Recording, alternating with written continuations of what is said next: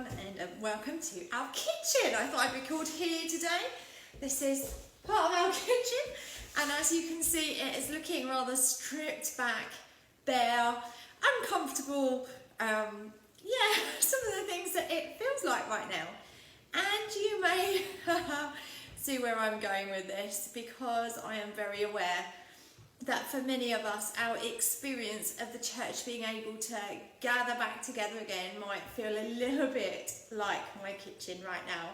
Stripped back, bare, not able to be what we would normally be together, not able to, not as comfortable maybe as we're used to, with many limitations on what we can't do together, it might feel like.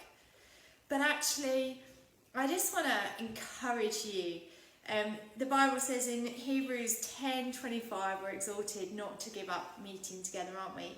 And I am really aware that there are still some people who are not able to come back together, and that is absolutely fine. People who are clinically extremely vulnerable and who maybe at this time don't feel like it's right to regather, and this is not a whinge or a moan or trying to put pressure on anyone to come back into our building. But equally, I do believe there is a bit of a challenge to those of us who are able to think about whether we feel we are ready to come back together again. You know, the Bible exhorts us to meet together, and that can happen in all sorts of ways, can't it? But there is something about the gathered body of church, something about when we come together in a corporate setting. And I've got a few notes here that, there's so much I could cover, but I just want to provoke you a little bit. Why do you come to church? Why historically did you used to come before lockdown? There's so many. We come primarily to worship Jesus, don't we? And I think for a number of us, we've not used to being uncomfortable. There's not really been any great measure of self-sacrifice for most of us in the Western church to come together, and now maybe for some of us it's stirring a little bit of that up. You know, some of us don't like wearing masks. The idea of having to come and wear a mask when we're together in the building, it feels really unnatural. And I just think the amazing sacrifice that Christians all over the world make to actually be able to meet together. Let's maybe think about whether there's some sacrifice that actually we need to make. And be willing to self-sacrifice in order to actually be able to have the freedom to meet back together. And obviously we have social distancing in place. We are so blessed to have such a big building that we can have a lot of people back and still be completely COVID secure. We've put measures in place, we're following guidelines, we're doing everything we need to. But there is something about the gathered church expressing their praise together. There's a quote from a guy called David Clarkson, and he talks about God blessing his gathered people.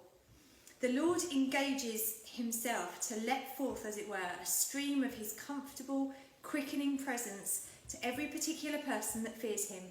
But when many of these particulars join together to worship God, then these several streams are united and meet in one, so that the presence of God, which enjoyed in private is but a stream, in public becomes a river that makes glad the city of God. I just love the way that was expressed by him. And meeting together, so God delights to pour out his presence among his people when we gather. And the physical gatherings of the church are God-ordained means for believers to have their faith in his promises strengthened. There is something about when we come together. And, the technology we have is amazing, and I don't know how we would have got through this period if we didn't have the advances in technology that were open to us. And it is brilliant that we can live stream. We are going to keep live streaming because for a number of people, at least there is benefit in being able to watch what goes on, to be able to join in from home while we're separate. And I am so grateful that we can do that, and that we've managed to invest in everything we need in order to be able to stream well. So we're so grateful that we have that. But let's not make that a substitute for when we could actually come and be together, present in the experience together. 1 Corinthians 14, some of you that have been around for a while might remember Mark talking for a while about this. We're really carrying it as a congregation about everybody having a hava. And it's like when you come together, you have something to bring. Everyone that comes is carrying something of the life and presence of God in them. And it's amazing when we come together, it releases something. And that scripture in 1 Corinthians 14, 26 to 33 talks about each person having what they bring. And we have to work out some of those practicalities. What does that look like for us in this next season? You know, that ability for people to come and whisper into the meeting leader's ear and say what they want to bring. Like, that's going to have to look different from next week when we're opening up in that way. You know, we can't get that close, but we want to still be able to facilitate what each one of you is carrying when you come. And when you bring the life of God and you hear him for us together. So we still want to create space for that. It might look a little bit different, but we're making a way for that because we know that when the church gathers, God releases his presence. And I think it was the Sunday before last, the first Sunday we had people coming in and actually watching the live stream live in the building. And there was just a moment in the spirit where, as a worship team, we were praising and people joined in, and the clap just released something. And it's like, yes, most of us can't sing in the congregation right now, but we can worship him. We can let out our praise, and we need to find different ways for that. But the clap of God's gathered people in his presence brought something. It shifted something. It released something of heaven in a spiritual dynamic to us being gathered. And so when we come together, we don't come together for ourselves, do we? We come together for him, and we come together for each other. Matt Merker says this: what God's Spirit is doing in the whole church is more important than being comfortable or having my preferences met. And again, this whole thing about church may not feel comfortable right now. It may not be what we're used to, but it's bigger than that. Each believer experiences the joyful freedom of taking the focus off ourselves and putting it onto God and others. Because meeting together helps us to keep focus on the good of others. It prevents us from seeing church as a program that's offered merely for our own personal inspiration. But when we come, when we gather, when we see each other, it helps us realise we are part of a bigger thing. And we spur each other on to good things, to better things, and bring encouragement. And again, you know, that looks different because we can't necessarily go and minister in the way we might have ministered. We can't give hugs. I was with someone Friday night and they were really upset, and I was like, I would normally just give you a hug, and right now I can't do that.